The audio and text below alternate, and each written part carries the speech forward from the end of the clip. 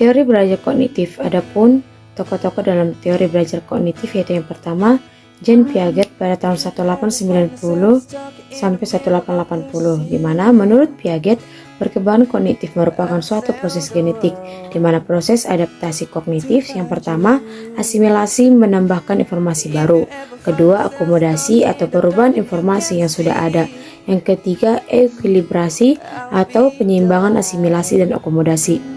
Dua arti belajar menurut Piaget. Yang pertama, belajar dalam arti sempit yaitu belajar yang hanya menekankan perolehan informasi baru dan pertambahan atau figuratif. Sedangkan belajar dalam arti luas, belajar untuk memperoleh dan menemukan struktur pemikiran yang lebih umum yang dapat digunakan pada berbagai situasi atau operatif. Adapun tahapan kognitif Piaget yaitu yang pertama tahap sensor motorik pada umur 0-2 tahun, di mana anak mengasimilasi dan mengakomodasi informasi dengan cara melihat, mendengar, menyentuh, dan aktivitas motorik. Semua gerakan akan diarahkan ke mulut dengan merasakan keingintahuan sesuatu. Ketika tidur mereka mengolah data di otak. Yang kedua tahap pra-operasional atau umur 2-7 tahun, di mana pra-operasional anak mampu menggunakan bahasa sederhana sehingga sering terjadi kesalahan dalam memahami suatu objek. Pikiran anak bersifat produktif atau menganggap semua sama. Contohnya, seorang pria di keluarga adalah ayah, maka semua pria itu adalah ayah, dan bersifat animisme atau selalu memperhatikan adanya benda mati. Contoh, apabila terbentur benda, maka ia memukulnya ke arah benda tersebut. Yang yaitu tahapan intuitif, yaitu umur 4-7 tahun, di mana pada tahap ini anak telah dapat memperoleh pengetahuan berdasarkan pada kesan yang abstrak. Tahap kongret atau 7-11 tahun, di mana pemikiran anak meningkat atau bertambah logis dan koheren, di mana kemampuan berpikir anak sudah operasional, imajinatif, dan dapat menggali objek untuk memecahkan suatu masalah. Tahap operasional formal yaitu usia 11-15 tahun, di mana anak berpikir dengan pola yang abstrak menggunakan tanda atau simbol menggambarkan kesimpulan dengan logis, di mana anak dapat membuat hipotesis dan mengujinya dengan pemikiran yang abstrak. Pola berpikir logis membuat mereka mampu berpikir tentang apa yang orang juga memikirkannya dan berpikir untuk memecahkan masalahnya tersebut. Yang kedua, Robert M. Gachne pada tahun 1906 sampai 2002, di mana menurut Gachne belajar merupakan seperangkat proses yang bersifat internal sebagai hasil transformasi rangsangan yang berhasil dari peristiwa eksternal di lingkungannya atau kondisi, di mana hasil belajar dibagi menjadi 5 aspek yaitu keterampilan intelektual, strategi kognitif, sikap, informatif verbal, dan keterampilan motorik. Di mana teori 9 instructional Gachne yang pertama menimbulkan minat siswa, siap menerima pelajaran. 2. Menyampaikan tujuan pembelajaran agar tahu apa yang diharapkan. 3. Mengingat kembali konsep yang telah dipelajari sebelumnya. 4. Menyampaikan materi pelajaran. 5. Memberikan bimbingan atas pedoman hidup belajar. Yang 6. Membangkitkan timbulnya respon peserta didik. 7. Memberikan umpan balik tentang tugas penguatan. Yang 8. Mengukur atau mengevaluasi hasil belajar. 9. Memperkuat potensi dan transfer belajar.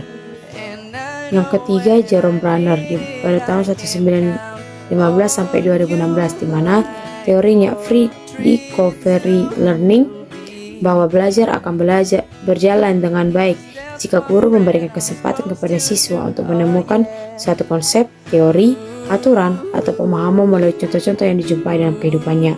Jika Piaget, perkembangan kognitif sangat berpengaruh terhadap perkembangan bahasa seseorang, maka Bruner, perkembangan bahasa besar pengaruhnya terhadap perkembangan kognitif seseorang.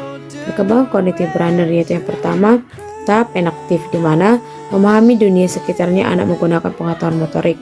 Kedua, tahap ikonik, memahami dunia sekitarnya anak menggunakan menganalisis dan komparasi. Yang ketiga, tahap simbolik, yaitu mampu memiliki gagasan abstrak melalui simbol-simbol bahasa, logika, matematika, dan sebagainya.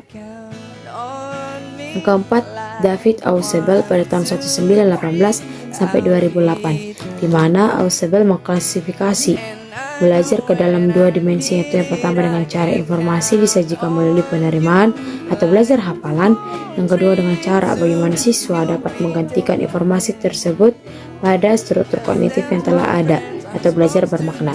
di mana faktor yang mempengaruhi belajar bermakna ialah struktur kognitif yang ada, stabilitas, dan kejelasan pengetahuan. Pemahaman melalui penalaran deduktif menjadikan informasi-informasi yang sangat umum menuju yang khusus dan spesifik. Teorinya tentang advanced organizer bahwa yang pertama gagasan lama harus disajikan terlebih dahulu, baru kemudian masuk ke dalam bagian-bagian spesifiknya. Kedua, materi harus diintegrasikan dengan bahan yang terdahulu melalui perbandingan antara materi lama dengan yang baru. Lalu, teori Ausubel dibentuk model semata yang berfungsi untuk mengintegrasikan unsur-unsur pengetahuan yang terpisah-pisah. Kelebihan teori kognitif. Adapun kelebihannya, yang pertama, sebagian besar kurikulum di Indonesia lebih menekankan pada teori kognitif atau mengutamakan perkembangan pengetahuan peserta didik. Kedua, pendidik hanya perlu memberikan dasar-dasar dari materi yang diajarkan yang dikembangkan sendiri oleh peserta didik. Ketiga, memaksimalkan kemandirian peserta didik dalam mencari informasi. Keempat, memaksimalkan ingatan yang dimiliki peserta didik. Kelima, memaksimalkan kreasi atau pembuatan hal baru atau membuat sesuatu yang baru di diri dalam hal yang sudah ada.